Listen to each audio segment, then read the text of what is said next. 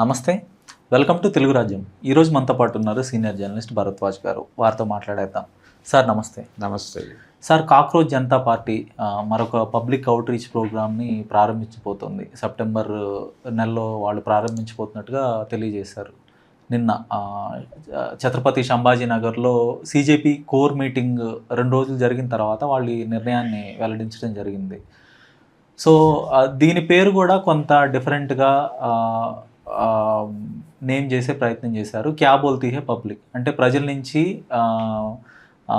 సలహాలు సూచనలు తీసుకుంటారు ప్రజలారా అని తెలుగులో అర్థం చేసుకోవచ్చు. అండి మీరేమంటారు, మమ్మల్ని ఏం చేయమంటారు? సో ప్రజల నుంచి వాళ్ళ సమస్యలు ఏంటి తెలుసుకొని, సో ఒక మ్యాసివ్ పబ్లిక్ మూమెంట్ని అయితే మేము రాబోయే రోజుల్లో చేపట్టబోతున్నాం. దానికి ఇది ఒక ఫౌండేషన్గా ఉంటుందని చెప్తున్నారు. సో ఇందులో వాళ్ళు సక్సెస్ అవుతారా, ఫెయిల్ అవుతారా, ఏంటి పరిస్థితి? అంటే ఒక ప్రయత్నం ఏమిటి అనేది ఒక కన్ఫ్యూజన్లో ఉన్నారు వాళ్ళు. నిజానికి అది సడన్గా ఒక ప్రకటన నుంచి, సీజే గారి ప్రకటన నుంచి వచ్చినటువంటి ఒక చిన్న ప్రొవోకింగ్ మూమెంట్ అది. ఆ మూమెంట్లో అతను బరస్ట్ అయ్యి సరదాగానే మొదలుపెట్టి ఉంటాడు. దానికి వచ్చినటువంటి రెస్పాన్స్ చూసి ఈ రెస్పాన్స్ తాలూకా బాధ్యత అతనికి అర్థమైంది. అంటే ఇంతమంది ఏదో కోరుకుంటున్నారు, దీన్ని ఇస్తే ఎలా ఉంటుంది అని అనిపించి ఒక అడుగు ముందుకేసి నేను ఇండియా వస్తున్నాను అన్నాడు.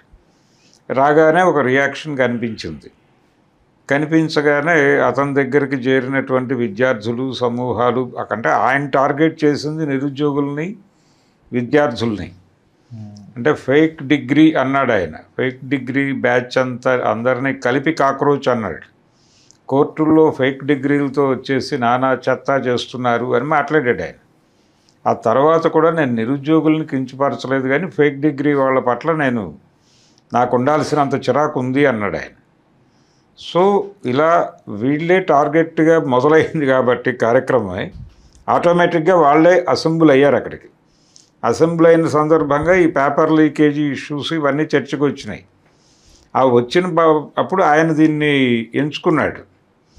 ఇది బాగుంది, నీట్ ఎగ్జామ్స్ లీకేజీలు, 21 మంది చనిపోవడం, ఆత్మహత్యలు చేసుకుని పేపర్లు ఒక్కొక్క పేపరు 20 లక్షలకు అమ్మటం, ఈ అవినీతి ఉన్నట్టుండి సడన్గా ఎగ్జామ్ రద్దు చేయటం, రద్దు చేసిన తర్వాత ఆ డబ్బులు వెనక్కి రావు, వడ్డీ వాళ్ళు ఆగరు.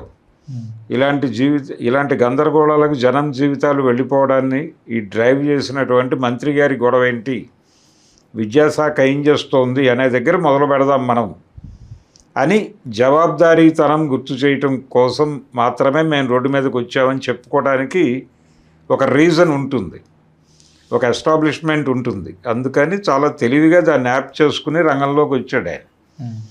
వచ్చిన తర్వాత దానికి వచ్చిన రియాక్షను, అది భయపెట్టిన పద్ధతి, వాళ్ళ మీద జరిగినటువంటి దాడికి దేశవ్యాప్తంగానే కాదు ప్రపంచవ్యాప్తంగా వెల్లువెత్తిన నిరసన, ప్రభుత్వం తల ఉంచి ధర్మేంద్ర ప్రధాన్తో రాజీనామా చేయించిన పద్ధతి, కొంత భయపడింది అనే మాట వాస్తవం.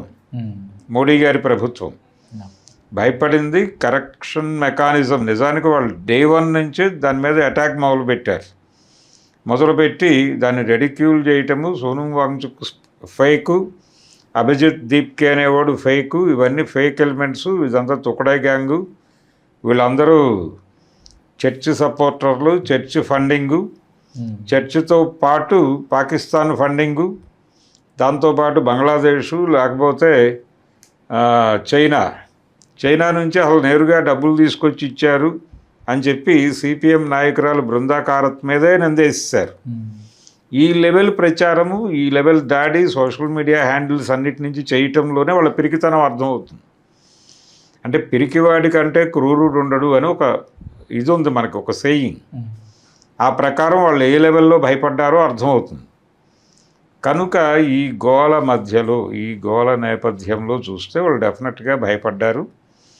ఆ భయం తాలూకా ప్రభావమే ఆయన రాజీనామా. తర్వాత వీళ్ళకి ఆఫర్ కూడా ఇచ్చారు, అమ్ముడు పోండి మిత్రులారా, కొనటానికి మేము సిద్ధంగానే ఉన్నాం, రేట్ మీరు చెప్పండి, మీరు చెప్పిన రేట్కే ఫైనల్ చేద్దాం, నో మోర్ నెగోషియేషన్స్ అన్న ధోరణిలో కూడా వీళ్ళ దగ్గర నుంచి పిలుపులు వెళ్ళినాయి.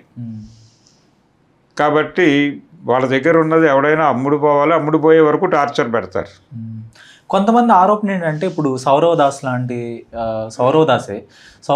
ఒక 10,000 ఎస్ఎఫ్టీ ఉన్న ఇంట్లో ఉంటున్నాడు, 3 లక్షల విలువైన ఇంట్లో ఉంటున్నాడు, అతనికి డబ్బులు ఎక్కడి నుంచి వచ్చాయి, తర్వాత రకరకాలుగా అభిజిత్ దిప్కేకి ఫండింగ్ ఎక్కడి నుంచి వస్తుంది, అసలు ఈ ఉద్యమానికి ఫండింగ్ ఎక్కడి నుంచి వస్తుంది, అతను ఎలా చదువుకున్నాడు, వాళ్ళ తండ్రి కేవలం 65 ఏళ్ళ జీతం ఉన్న ఉద్యోగి, ఇలాంటి విమర్శలను ఎట్లా చూస్తారు?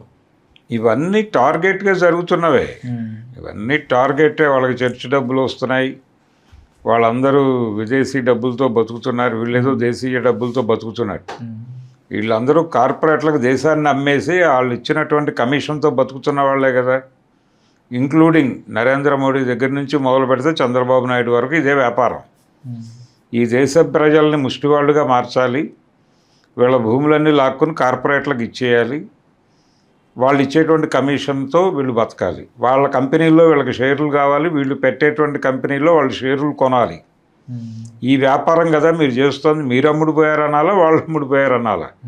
5 ఎకరాలలో కోట్ల రూపాయల విలువతో ఇల్లు కట్టుకుంటున్నాడు చంద్రబాబు గారు.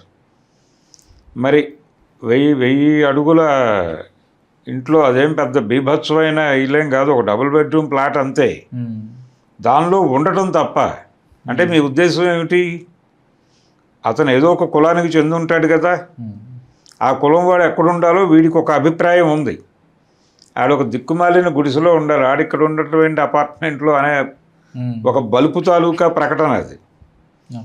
ఎందుకు ఈ ప్రకటనలు వస్తున్నాయి? వీళ్ళ ప్రతి మాట వెనకాల 100 లొసుగులు ఉంటాయి వెతికితే. సో ఇలా రెడిక్యూల్ చేయటము. 20,000 జీతగాడు అమెరికాలో చదివిస్తాడు ఆ కొడుకుని, చదివిస్తున్నారు. కూలి పని చేసుకునేవాడు కూడా కొడుకుని అమెరికా పంపించాలనుకునే పరిస్థితి కల్పించింది మీరు. అందుకోసం వాళ్ళు ఏం చేయడానికైనా సిద్ధపడిపోతున్నారు. అలాంటి దుర్మార్గమైనటువంటి ప్రపంచాన్ని క్రియేట్ చేసి మీరేమో నీతులు చెప్తారా? వీళ్ళందరి మీద బురద చల్లుతారా? మిమ్మల్ని కదా కొట్టాల్సింది రోడ్డు మీద వేసి. ఇది పరిస్థితి. ఈ కండిషన్లో ప్రపంచాన్ని నడుపుతూ వాళ్ళు రోడ్డు మీదకి వచ్చి ఒక నీట్ ఎగ్జామ్ గొడవ ఒకటి మాట్లాడారు.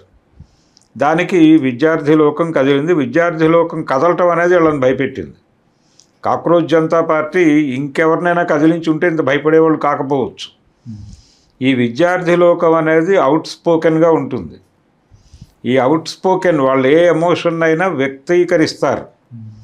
ఈ వ్యక్తీకరించే లక్షణం ఉన్న గ్రూపుని రోడ్డు మీదకు తీసుకొస్తే పెంట అవుతుంది. అందుకని భయం వాళ్ళకి. సో అందుకని ఆ పని చేయటంతో పాటు వాళ్ళు ఇంకొక పని చేశారు. లెఫ్ట్ పార్టీలు అలా మౌనంగా ఉన్న వాళ్ళందరూ ఒక్కసారి తలలెత్తి లేపారు.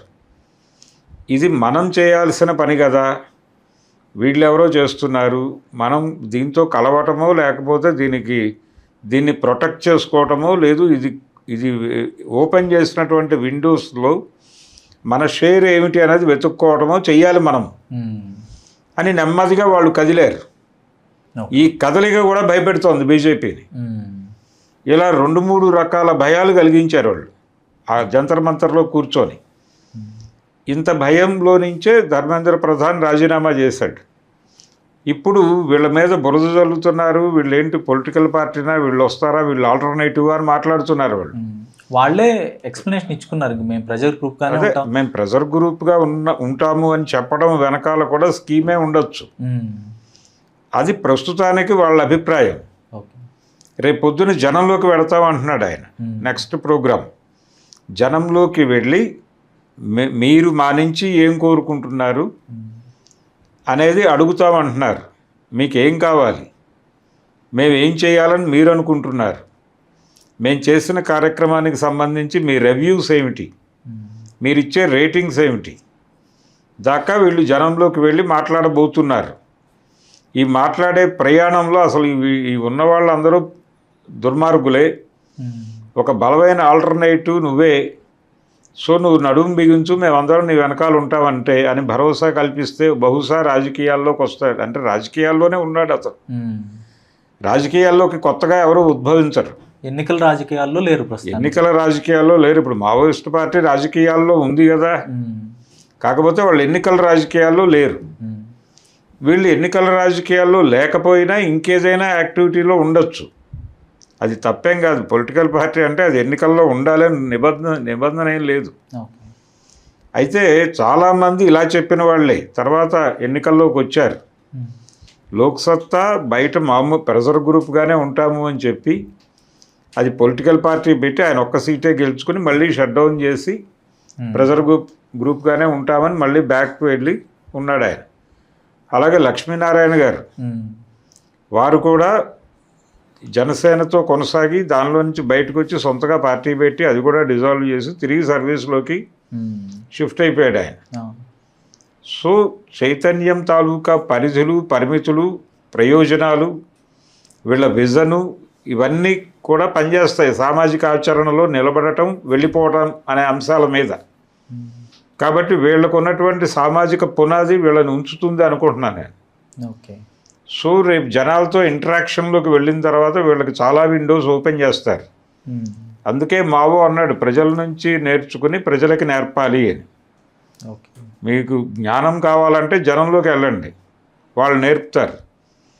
ఆ జ్ఞానంతో వాళ్ళ సమస్యల్ని విశ్లేషించి వాళ్ళకే చెప్పండి, వింటారు అని చెప్పాడు.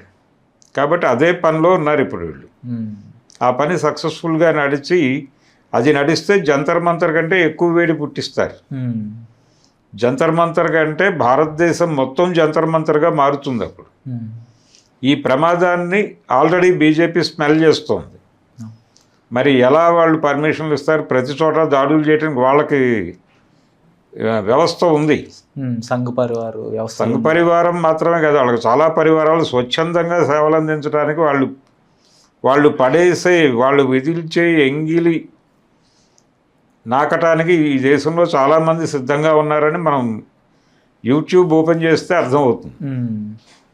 వాళ్ళు విధుల్చే అలా ఎంగిలి చేతుల నుంచి జారిపడే మెతుకులు తినడానికి చాలామంది ఛానల్స్ పెట్టి వెర్బల్ అటాక్స్ చేసేవాళ్ళు ఉన్నారు. ఛానల్స్ పెట్టి బూతులు తిడుతున్న బ్యాచ్ని చూస్తూనే ఉన్నాం రోజు. సో వీళ్ళందరూ కూడా రంగప్రవేశం చేస్తారు వాళ్ళకి కౌంటర్గా. విజయవాడలో వాళ్ళు మీటింగ్ పెట్టగానే ఒక 100 మంది యూట్యూబర్స్ అక్కడికి చేరి జనాల్ని కన్ఫ్యూజ్ చేసి గందరగోళపరిచి వెళ్ళిపోతారు. వాళ్ళు దాడి చేసేలోపు పారిపోతారు అక్కడ నుంచి. మర్నాడు పొద్దున్నే యూట్యూబ్లోను అన్ని మీడియాల్లోనూ ఇదే గోల. సో వీళ్ళని అడ్డుకోవటానికి వాళ్ళు ఒక సింగిల్ విండో ప్రాపగాండా సిస్టమ్ని కూడా ఎవాల్వ్ చేసుకోవాల్సిన అనివార్యత ఉంది. ఇది కండిషన్ ప్రస్తుతం. మరి కాక్రోచ్ జనతా పార్టీ ఈ నిర్ణయం అయితే మంచి నిర్ణయమే. జనంలోకి వెళ్ళటం అనేది, జనంలోకి వెళితే జనం నేర్పుతారు, తిరిగి జనానికి ఏం చెప్పాలో వీళ్ళకి అర్థం అవుతుంది. అందుకని తమని తాము ప్యూరిఫై చేసుకోవడానికి, తమని తాము ఇంకొంచెం అంటే ఏదైతే అనుకున్నారో వాళ్ళ టార్గెట్ నిజమా కాదా, వీళ్ళలో ఉన్నటువంటి అనేక రకాల కన్ఫ్యూజన్స్ని జనం పోగొడతారు. ఒక రకంగా ఓవర్ ఆయిలింగ్ కోసం వెళ్తున్నారు వాళ్ళు. ఫ్యాక్టరీలోకి మనం సర్వీస్కి బండిస్తాం, ఆ పద్ధతిలో వీళ్ళు తమని తాము సర్వీసింగ్ చేయించుకోవడం కోసం జనంలోకి వెళ్తున్నారు. జనం సర్వీస్ చేసి వీళ్ళని రోడ్డు ఎక్కిస్తారు మళ్ళీ. సార్, ఇప్పుడు సోనం వాంగ్చుక్ గతంలో లడాఖ్కి స్వయం ప్రతిపత్తికి కోసం ఆయన చేసిన పోరాటంలో నాడు ఆయన అరెస్ట్ చేశారు, జైల్లో 6 నెలల పాటు జైల్లో ఉంచారు. తర్వాత ఉమర్ ఖలీద్ని అరెస్ట్ చేశారు. ఆయన ఈరోజు కూడా జైల్లో ఉన్నాడు, సిఏ ఎన్ఆర్సీ సంబంధించి ప్రొటెస్ట్ చేసిన వ్యక్తి. సో ఇట్లా ఎవరైతే కేంద్ర ప్రభుత్వాన్ని తీవ్రంగా విమర్శిస్తారు, లేదంటే కనీసం శాంతియుత పోరాటాలు చేసిన వ్యక్తులను కూడా జైల్లో పెట్టిన పరిస్థితి ఉంది. ఇప్పుడు దాంతోపాటుగా దేశద్రోహులుగా కూడా చిత్రీకరించారు వాళ్ళని. సో ఇప్పుడు వీళ్ళని ఎందుకు కదిలించలేకపోతున్నారు, వీళ్ళని ఎందుకు మెలైన్ అంటే చేసే ప్రయత్నం జరుగుతున్నప్పటికీ అది కార్యరూపం దాల్చలేదు. అంటే జైల్లో పెట్టడమా, లేదంటే టెక్నికల్గా వెళ్ళి వీళ్ళని నిర్బంధించడమా, ఇట్లాంటివి అయితే జరగట్లేదు. ఎవరిని? కాక్రోచ్ జనతా పార్టీ నేతలను కానీ వీళ్ళని అరెస్ట్ చేయాలనేటువంటి కోరిక, డిమాండ్ ఉంది బయట నుంచి, వాళ్ళ గ్రూప్స్ నుంచి ఉంది. కానీ ఇమీడియట్గా ఇలాంటి పని చేస్తే వచ్చేటువంటి నెగిటివిటీని కూడా తట్టుకోవడానికి సిద్ధంగా ఉండాలి. అంటే ఏదో ఒక డౌట్ క్రియేట్ చేయాలి. డౌట్ క్రియేట్ చేయడానికే 100 ప్రయోగాలు చేస్తున్నారు. ఏది వాళ్ళకి క్రైస్తవ డబ్బులు వచ్చినాయి, చైనా డబ్బులు వచ్చినాయి, పాకిస్తాన్ డబ్బులు వచ్చినాయి అనేది ఎక్కడో చోట ప్రూవ్ చేయాలి. దానికి సంబంధించిన కొన్ని క్రియేట్ చేసి సక్సెస్ఫుల్గా ప్లాన్ చేయగలం అని కాన్ఫిడెన్స్ వస్తే ఓకే, అప్పుడు అరెస్ట్ చేస్తారు. గ్రౌండ్ అయితే ప్రిపేర్ అయింది. ధన్యవాదాలు sir. Thank you. Hello, Telugu రాజ్యం ఛానల్ చూస్తున్నారా? సామాజిక రాజకీయ జీవన చిత్రణే తెలుగు రాజ్యం. అతిశయోక్తులు అసత్యాలు ఉండవు. రాజకీయ కోణం కాదు, ప్రజా కోణమే కొలబద్ద. తెలుగు రాజ్యం వీక్షణ మీ ఉత్తమ అభిరుచికి నిదర్శనం.